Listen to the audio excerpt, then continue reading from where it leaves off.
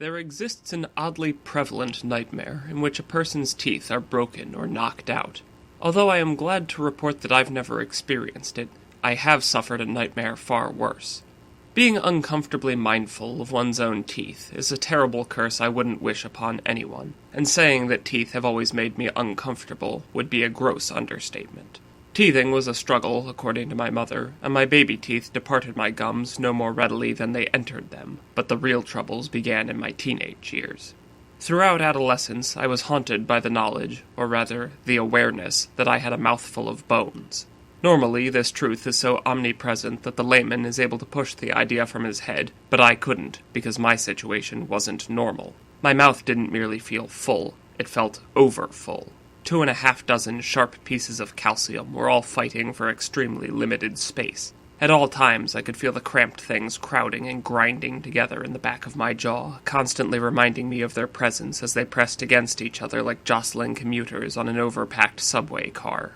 It wasn't until adulthood that I discovered the reason why. I had one more wisdom tooth than my jaw could accommodate. It took no strain of my imagination to picture it, firmly embedded in my gum with its 3 long, tapered roots bursting through the tender flesh and digging into the hard bone below.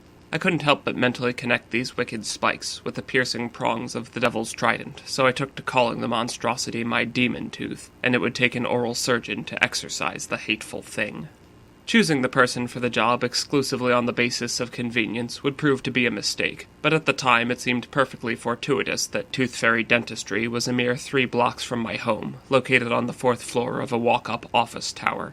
I ascended a cramped and poorly lit stairwell that reeked of wet paint and spent a brief spell in a windowless waiting area, a strangely liminal space, before being summoned to the back room.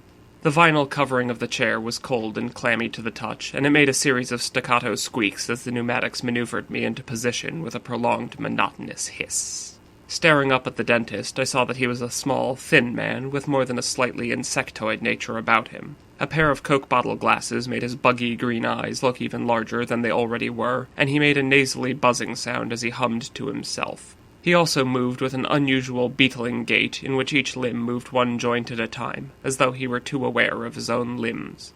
I couldn't tell if the sickly artificial mint aroma belonged to him or the room, but it might have been both. No part of the situation put me at ease, but I was willing to overlook it all if the little man could free me from the demon tooth's bony clutches. The minutes crept by as he lay siege to my mouth, battling the gnarled mass of recalcitrant calcium, armed with all manner of horrific metal implements. The harsh, flickering light of the fluorescent tubes overhead gave each one a sinister gleam. None would have looked out of place alongside instruments of torture in a medieval history museum. First, the strident mechanical shriek of the drill filled the cramped room as he bored through the base of the tooth and into the roots with its coarse bit. Next, he poked, prodded, and pried with an array of twisted hooks. Although I'd been given local anesthetic, I could still feel his tools in my mouth the same way that a gloved hand knows the shape of the object it holds. My eyes began to water as he dug their sharply pointed tips into the moist recess he'd created, yet despite all the pushing and pulling and pain, the tooth refused to budge. Finally, he set his awful hooks aside, but he seized his pliers instead, and with these he seized hold of the tooth. The tool clamped down on it with an audible ratcheting click that I could feel in my bones, but despite having it firmly locked in his grasp, he still could not force it to yield.